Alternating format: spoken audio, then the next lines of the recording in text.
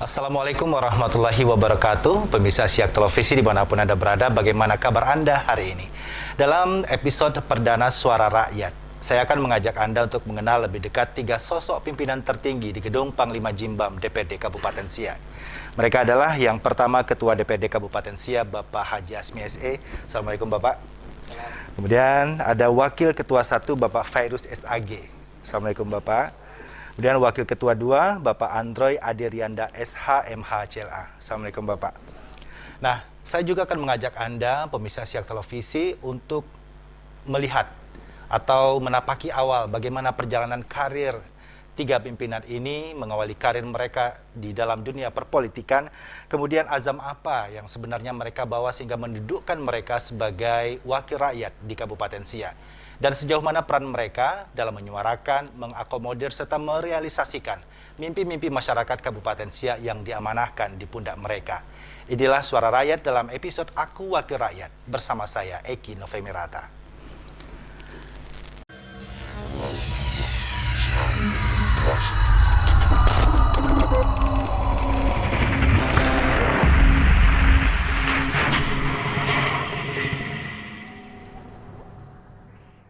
Baik Pak, mengawali bincang-bincang kita pada hari ini, satu pertanyaan sama yang akan saya ajukan ke Pak Ketua dan Pak Wakil Ketua 1 dan Ketua 2. Mengapa harus menjadi wakil rakyat? Mungkin ke Pak Ketua dulu. Terima kasih Pak Eki. Yang pertama adalah mengapa kita sebagai wakil rakyat. Pertama adalah hak perpolitikan seluruh masyarakat Indonesia, ya, warga negara Indonesia terlibat dalam berpolitik.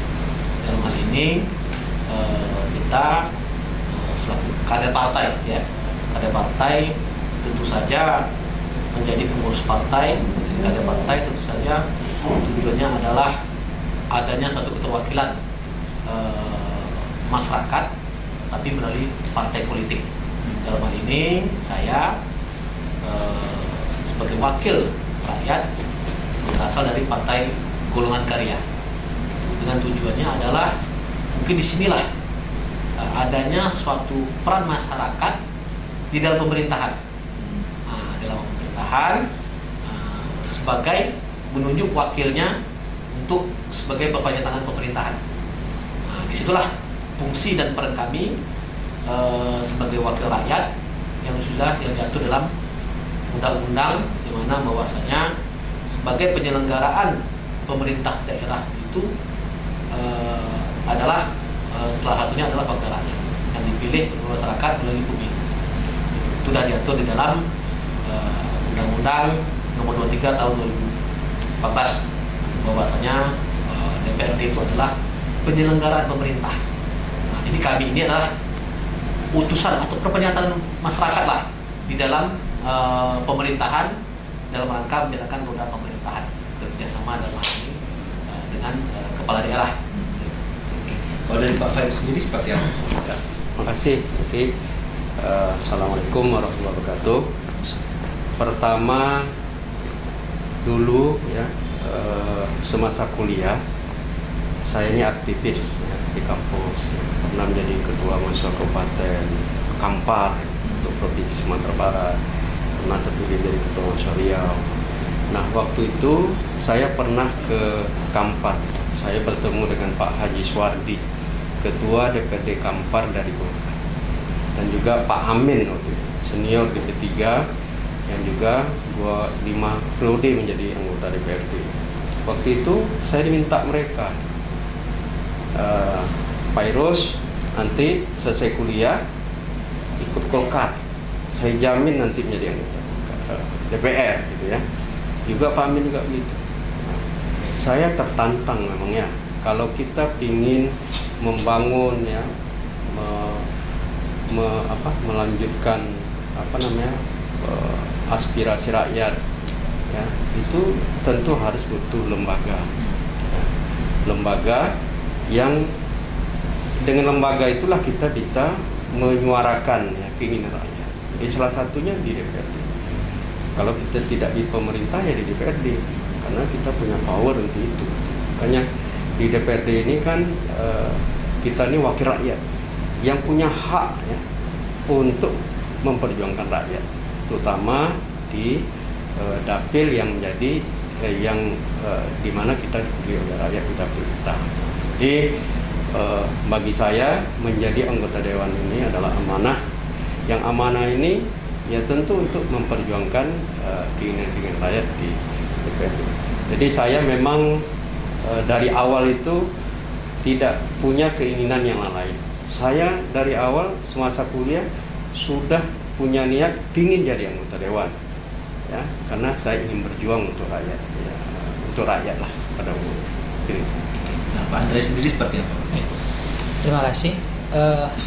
Sebenarnya kalau niat pertama menjadi anggota DPRD ini tentu tercetus dari diri pribadi. Tapi waktu itu karena saya awalnya dari tamatan pesantren, 6 tahun di pondok pesantren Babu Salam, habis itu mengikuti kuliah, tapi tawaran-menawar itu ke orang tua memberikan tawaran untuk saya masuk di bidang hukum, artinya menjadi advokat kah, jaksaan kah atau apa. Tapi pada waktu itu karena saya punya pendirian dan perjuangan masing-masing dalam diri, akhirnya kenapa saya mau menjadi wakil rakyat, karena waktu itu saya berpikir rezeki alhamdulillah Allah sudah kasih. Terus ibunda saya juga dulu berpolitik, almarhumah, dari salah satu partai, tapi belum diberi rezeki waktu itu untuk duduk dari dapil Minas. Tapi pada waktu itu saya berpikir hidup ini hanya 3 gitu. Karena kita dari pesantren, ya terlebih kita punya kekurangan, punya kelebihan juga pastinya. Tapi kekurangan itulah yang harus kita perbaiki sampai saat ini. Nah, saya berpikir dulu hanya ingin berbuat tuh yang penting hidup ini banyak yang ngantarin kita, banyak nyolatin, dan banyak yang mendoakan kita di akhir masa jabatan. Ya dengan apa? Salah satunya dengan memberikan kepada masyarakat itu bantuan-bantuan serta apa yang bisa kita aspirasikan di DPRD. Nah, kekuatan itu hanya ada di lembaga Panglima Jimbam ini, terkhusus untuk Kabupaten Siak. Dari segi aturan, segi kebijakan, komunikasi dan koordinasi dengan pemerintah daerah tentu dilakukan di lembaga DPRD. Nah, saya yakin juga Pak Ketua dan Pak Wakasatu juga punya cita-cita yang sama dari awal. Terlepas kami ini ada kekurangan, ada kelebihan, tapi niat saya, Pak Ketua dan Pak Wakasatu tentu bagaimana aspirasi masyarakat yang sampai hari ini tidak tertuang dan tidak sampai ke pemerintah daerah, terkhusus Pak Bupati mungkin, ya kan? Itu kami sampaikan melalui kebijakan-kebijakan yang ada di DPRD. Nah, alhamdulillah Pak Bupati pun hari ini memberikan dukungan penuh gitu kepada DPRD Siak, ya kan? Jadi cita-cita saya menjadi wakil rakyat ingin berbuat itu saja. Banyak ya di sisa masa hidup saya itu banyak yang ngantarin, karena saya di satu sisi waktu itu ketika meninggalnya Ustadz Jeffrey Al-Bukhari, itu bagaimana ribuan orang mengantar. Nah, situ saya melihat wah, hidup saya itu harus seperti itu gitu. Walaupun saya banyak kekurangan juga, saya pastikan itu. Tapi namanya kita politik nih pasti ada ya hitam putihnya gitu. Arti hitam putih itu saya tidak juga baik, dalam artian ya pasti juga suka menggunjing, namanya kita saling bercerita. Tapi pada intinya saya ingin memperbaiki itu dalam hidup, itu saja. Tapi niatnya ini aspirasi masyarakat itu tersampaikan. Nah, ketika melihat perjalanan awal karir yang berbeda, latar belakang yang berbeda, namun ketika duduk di gedung Panglima Jimbam ini ada satu kesamaan, ada hak masyarakat yang harus disuarakan, kemudian ada amanah yang harus dijalankan di pundak bapak-bapak masing-masing. Nah, bagaimana menjalankan peran ini sebagai wakil rakyat? Karena kan bukan hanya 1-2 orang saya yang diwakili, tapi seluruh masyarakat Kabupaten Siak dari dapil masing-masing. Silakan Pak Ketua mungkin. Iya, terima kasih. Jadi di sini kita sebagai wakil rakyat, ya, kita dipilih oleh masyarakat berdasarkan dapil masing-masing. Untuk kami 3 ini pimpinan dapil yang berbeda. Saya dapil 1, Pak Fairuz dapil 2, Pak Andro dapil 3. Nah, masing-masing memiliki tentu saja memiliki konstituen yang di tempat yang masing-masing lah. Intinya dengan terpilihnya kami, tentu saja masyarakat yang memilih, ya, artinya memiliki suatu harapan besar terhadap kami, keberadaan kami sebagai terpilihnya menjadi wakil rakyat. Inilah sebagai amanah yang mungkin ya yang dititipkan kepada kami untuk dapat melaksanakan dan menyampaikan amanah-amanah mereka ini di dalam pemerintahan. Nah, tentu saja inilah sebagai tanggung jawab kami ya selaku anggota dewan bertanggung jawab terhadap apa yang menjadi beban dan tanggung jawab kita yang telah dititipkan masyarakat seperti amanah yang disampaikan tadi. Jadi inilah kita tunjukkan kepada masyarakat bahwa bahwasannya kita di DPRD ini benar-benar berfungsi, ada manfaatnya bagi masyarakat. Bukan artinya masyarakat memilih hasil memilih saja. Dan kami pun begitu juga, keberadaan kami di DPRD ini hanya mendapat pengakuan oleh negara, dapat fasilitas apa segala macam. Kami tak mau juga diukur seperti begitu. Tentu saja kami alhamdulillah pimpinan DPRD yang telah diberikan amanah oleh Allah Subhanahu Wa Taala ya, artinya terpilih sebagai anggota dewan dan juga alhamdulillah terpilih sebagai pimpinan. Itu berbeda itu Pak Iki. Alhamdulillah ada bonus lebih banyak, kami ditunjuk sebagai pimpinan DPRD Kabupaten Siak. Itu saja kami akan menunjukkan kepada masyarakat bahwasanya di zaman kepemimpinan kami ini artinya betul-betul anggota DPR itu berfungsi benar-benar berfungsi sebagai wakil rakyat yang betul-betul bermanfaat bagi masyarakat. Itu yang penting. Nah, memang kalau melihat ini kan kedudukan dari wakil rakyat yang duduk di DPRD selain mewakili rakyatnya juga mewakili perannya sebagai anggota partai, ini mensinergikan dua peran ini seperti apa? Mungkin dari Pak Waka dulu. Ya, baik. Jadi anggota DPRD ini kan duduk melalui partai politik. Jadi Pak Azmi dari Golkar, saya dari PAN, Pak Ando dari Gerindra. Kemudian juga kami ini duduk dari latar belakang yang berbeda, ya, disiplin ilmu yang berbeda. Pak Azmi ini dari ekonomi, saya kan sarjana agama. Kemudian Pak Andoy dari sarjana hukum, gitu kan. Cuman ketika kita masuk di lembaga ini, tentu semuanya harus kita pelajari. Kita juga harus banyak belajar. Jadi anggota DPRD ini, karena yang saya tak tahu mungkin Pak Azmi tahu, Pak Android tahu, yang mereka tak tahu saya tahu. Jadi kita harus berbagi, apalagi di pimpinan ini.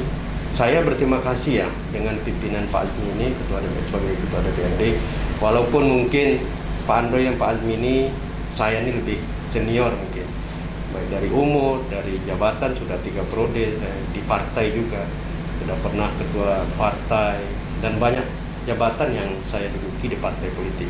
Alhamdulillah sekarang juga diminta oleh Pak Alfedri ya sebagai wakil ketua PAN Riau. Jadi tentu dari disiplin ilmu yang berbeda. Nah, disinilah ya kepiawaian dari orang politik ini gitu. Jadi menurut saya tidak ada yang tidak bisa kita lakukan kalau kita mau. Apapun itu, gitu. Yang penting kita mau belajar. Yang penting aspirasi masyarakat bisa tersalurkan oleh kita. Gitu. Karena memang cita-cita saya dari dulu memang begitu. Saya ingin banyak membantu masyarakat. Apalagi yang saya wakili. Dulu saya kan pernah juga tidak duduk di DPRD. Saya sudah 3 periode di kabupaten, ya sampai hari ini 3 periode. Periode pertama 2004 saya duduk sampai 2014 saya tidak duduk. Tapi tetap ya, ilmu yang pernah saya dapat selama menjadi anggota DPRD di periode pertama, saya tetap terapkan. Saya tetap ya, tidak berubah nih. Saya turun ke masyarakat, turun ke kampung-kampung, saya mintai aspirasi mereka. Saya langsung, kebetulan waktu itu saya ketua partai, saya mudah saja ketua DPRD-nya dari PAN, saya tinggal sampaikan kepada ketua DPR, ini masyarakat ini butuh ini, butuh ini, butuh ini.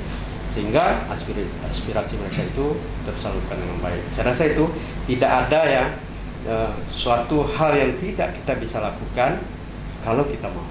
Nah, dari Pak Andres ini bagaimana melihat perannya ini? Ya, kalau saya, Pak Ketua, Pak Wakasatu ini kan bersahabat dari 2014. Kami bertiga ini ada satu lagi mungkin yang jadi anggota DPRD juga. Jadi kami ada berempat sahabat memang dari 2014. Jadi kedekatan berempat ini tidak disangka-sangka, 4 diantaranya 3-nya jadi pimpinan gitu. Jadi untuk menyatukan komunikasi ya memang tidak sulit lah. Nah, tapi pada intinya terkait dengan menyimbangi tadi antara kita orang politik dengan kebijakan di masyarakat kan, rasa saya tidak ada partai yang dibangun tidak untuk masyarakat gitu. Pasti semua partai yang dibangun pasti memperjuangkan bagaimana masyarakat sejahtera. Tentu kan tidak semua kebijakan-kebijakan kita ini dapat diterima di masyarakat. Tapi pada intinya setiap kebijakan yang mau kita ambil bertiga, Pak Ketua dan Wakil 1 dan saya Wakil 2, itu tentu untuk kemaslahatan yang ramai, ya kan? Jadi apa kebijakan? Jadi mengimbangi antara kebijakan politik dengan kebijakan masyarakat itu rasa saya tidak susah gitu. Karena tidak ada partai yang tidak berguna membangun di negaranya yang untuk tidak masyarakat gitu. Tapi pasti untuk masyarakat.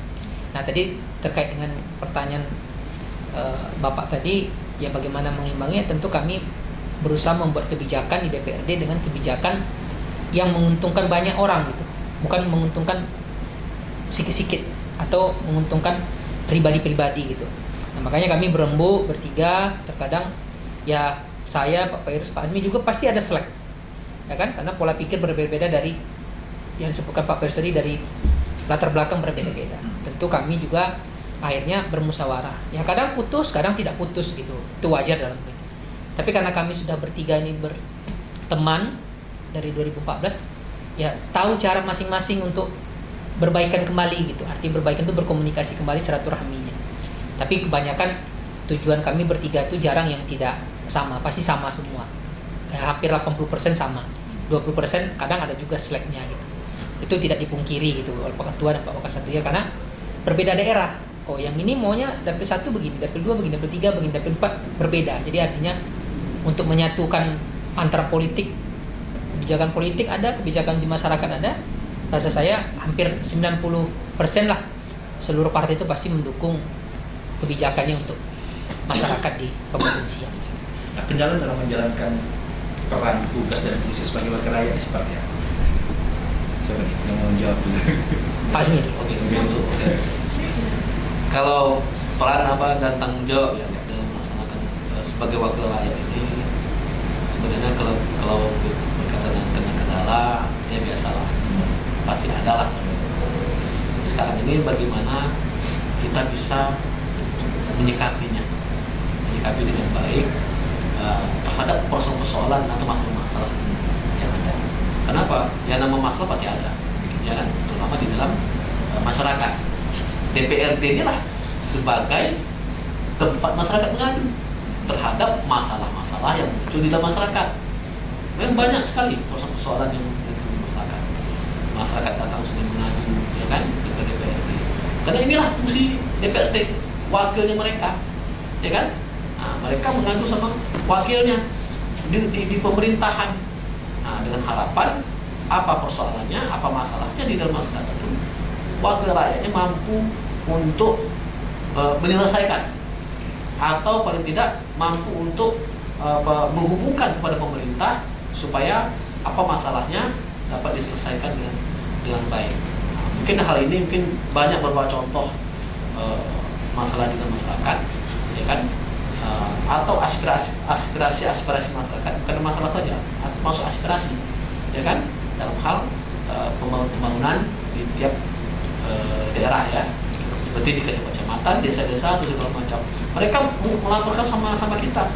Nah, mungkin dalam hal ini momentum yang tepat itu mereka menyampaikan masalah atau aspirasinya. Mungkin kami dari DPRD kan ada reses. Nah, disitulah masyarakat menyampaikan hal apa unik mereka berkaitan dengan persoalan yang ada di kampung DKP, masalah pembangunan fisik ya, infrastruktur, maupun masalah ekonomi kerakyatan, dan persoalan hukum lainnya. Mungkin dalam hal ini juga dalam beberapa waktu yang lalu sangat santer sekali penuh persoalan lahan. Nah, ini yang sangat masyarakat yang masih mengharapkan besar terhadap perannya DPRD dalam rangka menyelesaikan persoalan lahan antara masyarakat dengan perusahaan. Ini persengketaan ini yang belum tak kunjung selesai sampai saat ini. Ya, artinya permasalahan masih terus bergulir ya Pak? Terus bergulir, betul. Oke, nanti akan kita lanjutkan setelah pesan-pesan berikut ini.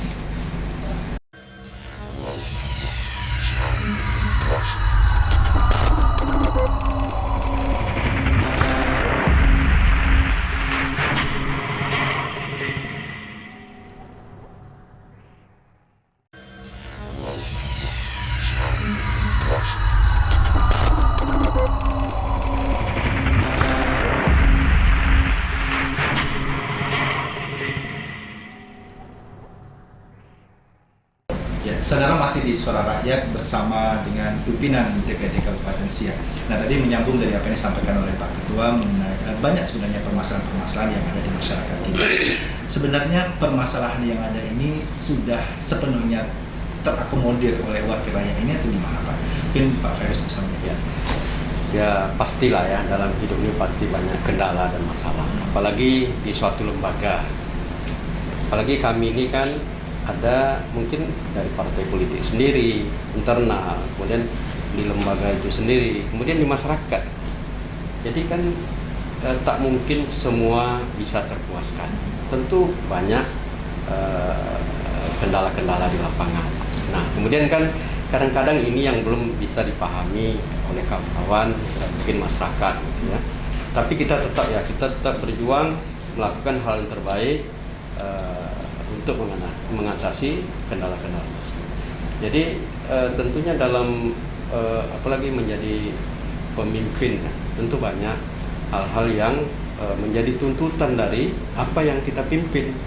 Nah, bagaimana kita bisa memainkan ini semua? Yang penting bagi saya, macam mana niat kita ya tulus untuk mengabdi di negeri ini, dan kita kan punya cita-cita bagaimana Siak lebih maju 5 tahun ke depan yang pasti. Tentu kendala-kendala ini ya harus kita bisa atasi ya, yang tidak merugikan masyarakat, tidak merugikan kawan-kawan baik di lembaga legislatif ini ataupun mungkin di partai kita sendiri. Saya rasa macam mana kita bisa memainkan ini dengan baik saja. Oke. Nah, Pak Andre, bicara kepentingan, banyak sekali kepentingan masyarakat kita. Ini sebenarnya bagaimana pembagian wewenang dari 3 pimpinan ini, Pak? Ya, jadi terkait dengan, bisa tambah dikit lah dari pernyataan Pak Ketua dan Wakasatu tadi, masalah kendala ya. Jadi saya masuk situ 1 menit. Kendalanya pasti kami terkadang apa yang disampaikan oleh masyarakat itu ada kendalanya terkadang dengan kebijakan. Jadi benturan terhadap kebijakan. Jadi kebijakannya apa? Misalnya sesuatu yang diinginkan oleh masyarakat, tapi aturannya belum selesai gitu. Nah, terjadi benturan. Nah, kita nggak bisa paksakan itu kalau berbicara aturan. Tapi bicarakan kemaslahatan, tentu kita harus proses pembuatan peraturan daerah. Bagaimana ini memiliki legalitas hukum.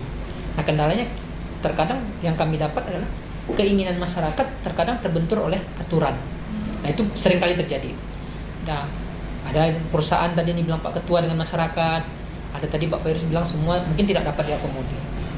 Nah, terkait dengan pembagian kewenangan, saya Pak Ketua, Pak Wakasatu, Wakadua ini sebenarnya tidak ada pembagian tugas. Nah, cuma kami ketika ada tugas yang diberikan kepada kami, artinya ada surat masuk, ada keinginan untuk membuat sebuah kebijakan, itu kami biasanya duduk bertiga. Nah, kebetulan kami ada membuat grup WhatsApp sendiri bertiga. Nah, kami kapan mau ngopi, ya kan, kapan mau duduk, ada permasalahan, kami duduk bertiga. Terkadang kami minta berdiskusi juga dengan Sekretaris Dewan, Pak Sekwan, untuk memanggil, berbicara tentang satu kebijakan-kebijakan. Tapi kalau pembagian tugas, ya kita mengutamakan tentunya kalau ada undangan, ya mungkin Pak Ketua DPRD.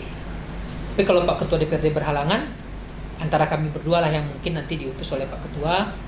Dalam arti konteks memang kita kolektif kolegial, tapi nggak mungkin 3 pimpinan hadir dalam satu acara.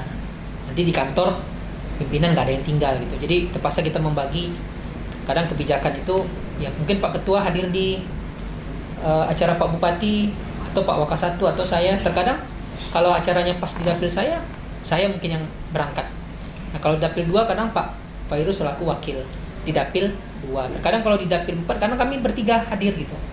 Nah, tergantung bagaimana koordinasi kami bertiga. Kadang saya tak bisa, kadang diutus oleh Dinda atau Pak Wakasatu hadir atau Pak Wakadua hadir. Kadang saya juga tidak bisa gitu. Karena kita ada urusan partai, urusan keluarga, urusan masyarakat juga yang tak bisa kita tinggalkan. Tapi pembagiannya kita tetap koordinasi.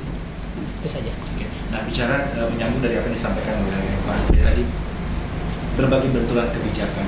Nah, ini dari DPRD sendiri bagaimana menselaraskan dengan eksekutif ya, dengan pemerintah Kabupaten Siak berkaitan dengan mengantarkan Kabupaten Siak di ke arah yang lebih baik. Ya, berkaitan dengan hal yang berbenturan dengan permasalahan tadi. Ya, kebijakan ini. Memang banyak ya hal-hal yang mungkin keinginan dari masyarakat, tapi berbentuk dengan aturan-aturan, ya kan? Itu semua itu harus kita lakukan dengan adanya satu sinkronisasi, ya kan, terhadap peraturan dan terhadap apa yang diinginkan oleh masyarakat. Di sinilah sehingga apa yang diinginkan masyarakat itu tidak ada suatu cacat hukumnya lah. Berkaitan dengan hal mungkin dalam hal ini mungkin berkaitan dengan pengajuan terhadap pembangunan gitu kan. Itu kita cocokkan dulu dengan program pemerintah, ya kan? Kita sesuaikan dulu dengan rencana pembangunan jangka menengah pemerintah daerah. Itu termasuk di RPJMD atau bukan? Nah, kalau itu tidak termasuk dalam RPJMD, itu tidak bisa kita akomodirkan. Kita harus mengatur setiap pengajuan itu harus sesuai dengan RPJMD bupati atau kepala daerah yang memimpin pada saat itu. Kita harus sesuaikan dengan programnya itu yang penting kita selaraskan. Ini andai kata tidak ada nyambung dengan RPJMD itu, mungkin kita bisa sampaikan kepada masyarakat, mungkin disesuaikanlah dengan program-program atau sesuai dengan RPJMD yang akan ditetapkan pemerintah daerah. Nah, bicara tentang keselarasan antara legislasi dengan eksekutif, ini kita tidak bisa lepas dari 3 fungsi dari DPRD, itu fungsi legislasi, anggaran, dan pengawasan. Peran ini bagaimana dijalankan Pak Fai? Jadi kita kan legislatif ini kan punya 3 fungsi ya. Pertama budgeting, kedua controlling, ketiga membuat peraturan daerah. Ya. Jadi kita selaku wakil rakyat ini tentulah dalam menyikapi pembangunan ya tentu kita tetap mendahulukan kepentingan rakyat. Nah, aspirasi masyarakat yang kita tampung ya nanti kita perjuangkan di lembaga legislatif ini. Ya, kan nanti ada pengajuan ya RAPBD dari pemerintah ke DPRD, kita bahas di panitia anggaran ya, di Banggar dan lain-lain. Nah, tentu kita harus berjuang ya selaku dewan terpilih, tentu kita akan berjuang untuk masyarakat yang memilih kita. Kemudian juga ada fungsi controlling ya tentu kita selalu ya, sebagai anggota dewan kita tidak bisa diam, kita harus mengontrol kebijakan-kebijakan yang dibuat oleh pemerintah gitu. Ataupun pembangunan yang sudah kita sepakati bersama dengan pemerintah, ini harus dan wajib kita kontrol gitu. Ya, sejauh mana pembangunan itu dilakukan, sejauh mana juga hasil ya kerja yang dilakukan oleh pemerintah. Nah, ini harus kita lakukan. Kemudian juga kita membuat peraturan daerah. Kita juga punya ya hak ya untuk membuat peraturan daerah juga. Kemudian juga pemerintah ya perda-perda yang diajukan di DPRD itu kita bahas bersama, kemudian kita sepakati ya mungkin berapa banyak peraturan daerah yang dimasukkan tahun ini oleh pemerintah, ya ini harus kita sikapi dan harus kita bahas bersama, sehingga keinginan pemerintah ini tentu juga hasil dari mereka turun ke lapangan juga minta aspirasi masyarakat apa yang perlu kebijakan-kebijakan yang akan dibuat oleh pemerintah untuk masyarakat ini. Nah, kita tentunya dalam hal ini antara pemerintah dan legislatif ini selalu bersinergi, alhamdulillah ya, antara Pak Alfedri ya dengan kami ini Pak Azmi ya, saya rasa sampai hari ini belum ada masalah dan belum ada kendala. Kami selalu bersama ya, kadang ya kebutuhan pemerintah kami akomodir dan kebutuhan kami juga diakomodir oleh pemerintah, dan ini semua untuk kepentingan masyarakat. Oke. Nah, pemirsa, bagaimana sebenarnya kontrol yang dilakukan oleh DPRD dan target kinerja di 2021 dari DPRD Kabupaten Siak sendiri? Kita akan bahas ini lebih dalam setelah pesan-pesan berikut ini.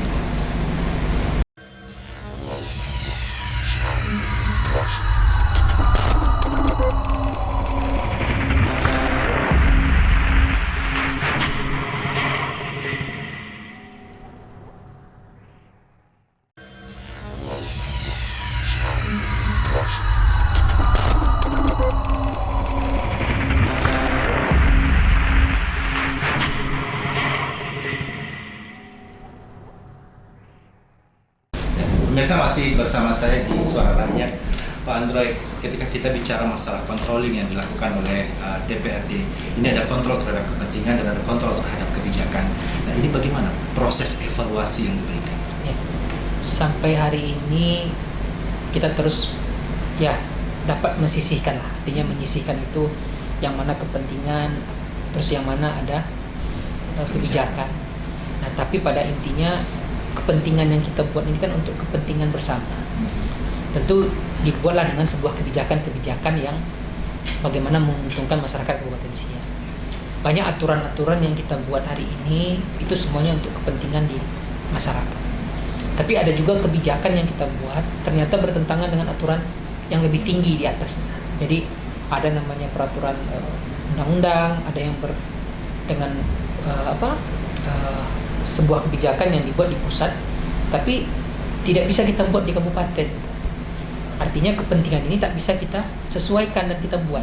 Tapi pada intinya sampai hari ini kita coba meregulasikan sebuah aturan yang bagaimana aturan dan kebijakan itu dapat mengakomodir semua kepentingan di masyarakat. Nah, tapi di satu sisi kepentingan pribadi dengan kepentingan umum itu jarang kami buat. Artinya karena suatu hal terus kita buat kepentingan karena pribadi itu tidak pernah kita lakukan. Kita hanya membuat bagaimana mendudukkan kondisi di masyarakat. Ya, salah satu tadi contoh selama ini tidak adanya kejelasan di salah satu lahan masyarakat yang terus bersinggungan dengan perusahaan. Nah, itu kan kebijakan kepentingan yang dibuat oleh pemerintah daerah dan juga di DPRD itu, karena pengesahannya ada di DPRD.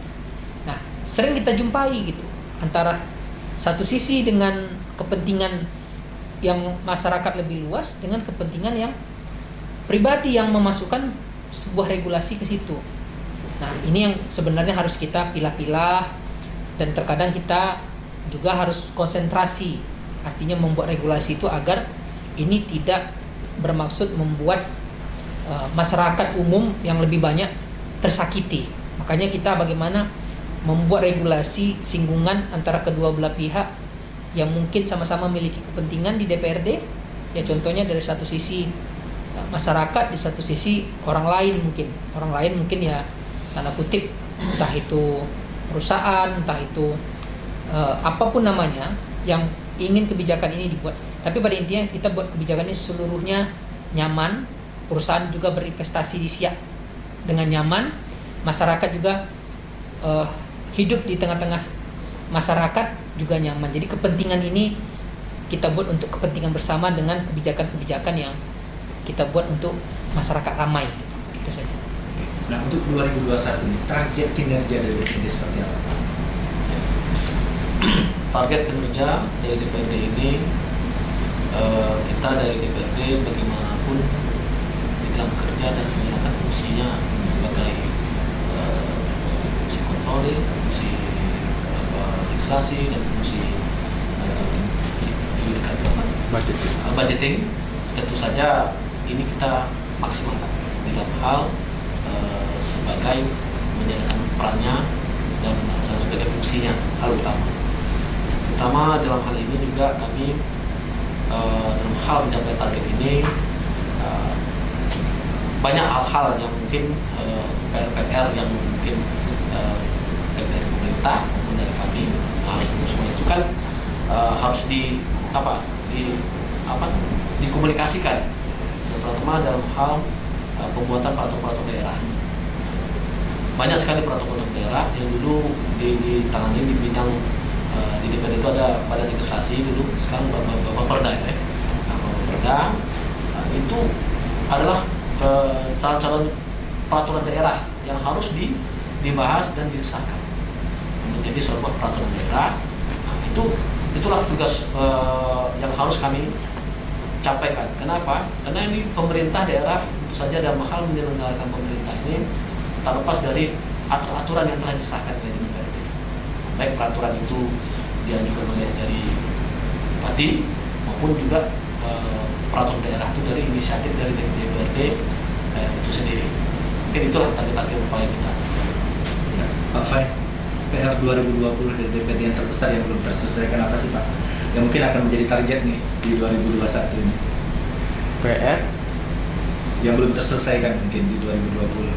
ya mungkin begini, tadi Pak Azmi sudah menyampaikan, mungkin ada aspirasi-aspirasi masyarakat yang belum terselesaikan sampai sekarang.